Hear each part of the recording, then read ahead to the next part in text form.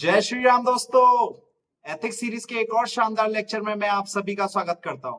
दोस्तों आज का जो टॉपिक है वो है dimensions of ethics. Basically there are three dimensions of ethics. First is meta ethics, second is normative ethics and last is applied ethics. और एक और बात जो आपको याद रखनी है कि आपस में इंटरकनेक्टेड है, तो जो इनके बीच का रिलेशनशिप है वो मैं आपको बाद में बताऊंगा इस वीडियो के लास्ट में। ओके दोस्तों, तो पहले समझते हैं कि ये है क्या। सबसे पहले अगर मैं बात करूं मेटा एथिक्स की, तो मेटा एथिक्स है वो कुछ क्वेश्चन से डील करती है, like what is morality, what is justice, is there is any truth.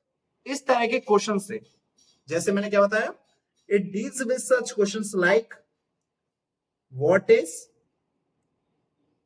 morality, what is justice, is there is there any truth। इस तरह के स्टेटमेंट से ये सब्जेक्ट डील करता है एथिक्स का, meta ethics. That is, we can conclude that it deals with the meaning of some statements. जैसे इसमें व्हाट इज मोरालिटी, मोरालिटी क्या होती है, मोरालिटी का मतलब क्या है, ठीक है। तो ये जो सब्जेक्ट है इसमें डील किया जाता है कि किसी एथिकल स्टेटमेंट का मतलब क्या है, उसका मीनिंग क्या है, ठीक है। यहां पर हम मीनिंग फाइंड करते हैं, meaning of what, of some ethical statement. जैसे ये था what is morality, what is justice, is there any truth, ठीक है, इस टाइप से। नेक्स्ट है हमारा normative ethics. Normative ethics is prescriptive in nature, prescriptive in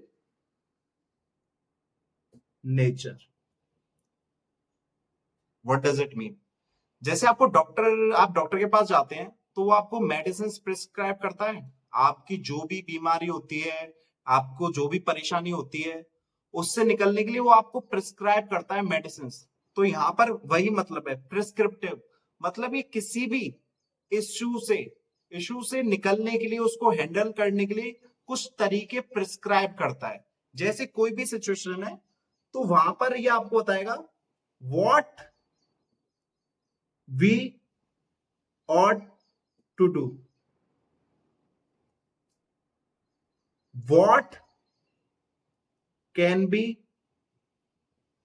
done in that particular situation।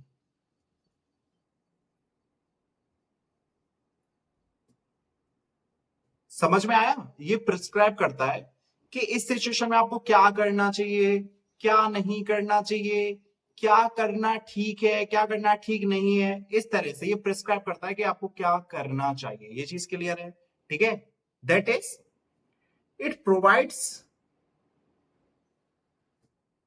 The framework of what, for taking better decisions, for taking better decisions। So I can say it provides you the framework along which, ठीक है, कि आप better decision ले सकें, ठीक है। ये चीज क्लियर है, okay. Now comes to applied ethics. Applied ethics is nothing but the application of normative ethics.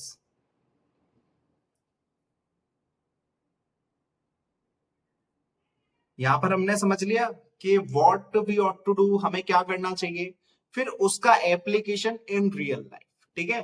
Like administrative ethics में,